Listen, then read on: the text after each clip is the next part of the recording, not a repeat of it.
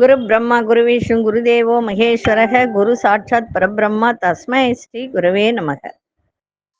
இன்றைய தினம் பௌர்ணமி, செவ்வாய்க்கிழமையோடு சேர்ந்து வரக்கூடிய பௌர்ணமி. பௌர்ணமி அப்படின்னும் போது 11:22 முதல் புதன்கிழமை காலை 9:10 வரை உங்களுக்கு பௌர்ணமி இருக்கு. கிரிவலம் வருபவர்கள் கிரிவலம் வரலாம். சரி, கிரிவலம் போகாதவர்கள் வீட்டில் என்ன செய்யலாம் அதை பற்றி தான் ஒரு பதிவு. மாலை வேளையில நல்லெண்ணெய், அந்த நல்லெண்ணெயில வீட்டில் சுபிட்சம் பெருக, நீங்க நினைத்தது நிறைவேற, வலம்புரிக்காய் கடையில, நாட்டு மருந்து கடையில போயிட்டு கேளுங்க. அந்த வலம்புரிக்காய், ஏன்னா இதுல 2 இருக்கு, இடம்புரி வலம்புரின்னு 2 இருக்கு.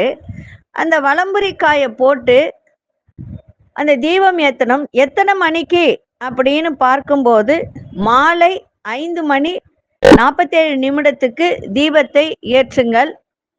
மாலை வேளை தீபத்தை ஏற்றி நீங்க உங்களுக்கு என்ன தேவையோ உட்கார்ந்து மனசார வேண்டுங்க. அந்த தீபத்துல இந்த வலம்புரிக்காயை போட்டு ஏத்துங்க. அடுத்த பௌர்ணமிக்குள் உங்களுக்கு எல்லா விதமான நன்மைகள் ஏற்படும். இந்த வலம்புரிக்காய்க்கு ஒரு சக்தி உண்டு. வலம்புரி அப்படின்னு சொல்லும் போது மகாவிஷ்ணுனுடைய அம்சம் அது. அந்த மகாவிஷ்ணுடைய அம்சத்தை கொண்டு நாம் தீபம் ஏத்தும் போது பணவரவு, குடும்பத்தில் சுபிட்சம், கணவன் மனைவி ஒற்றுமை, அதே போல நோய் நொடி இதெல்லாம் நீங்கும். தன்வந்திரி எதை செய்வார்? நோய் நொடியை போக்குவார். அதனால இன்று பௌர்ணமி அப்படின்றதுனால இன்றைய தினம் செவ்வாய்க்கிழமையோட கூடிய இந்த தினத்துல மாலை 5:47 உங்களுடைய பூஜை அறையில் நல்லெண்ணெய், தீப எண்ணெய் கூட ஊத்தலாம், தப்பு கிடையாது. ஊத்தி அதில் வலம்புரிக்காயை போட்டு தீபம் ஏற்றுங்கள். இந்த பௌர்ணமி ஆரம்பிச்சு அடுத்த பௌர்ணமி வரைக்கும் தினந்தோறும் அந்த வலம்புரிக்காயை எடுத்து காய வச்சிருங்க.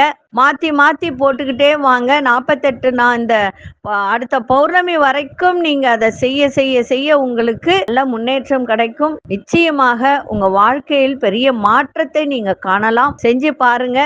அதே போல அந்த வலம்புரிக்காயை காய வச்சு ஏதாவது ஒரு கோவில்ல ஹோமம் நடத்தினா கொண்டு போய் கொடுத்துருக்கு.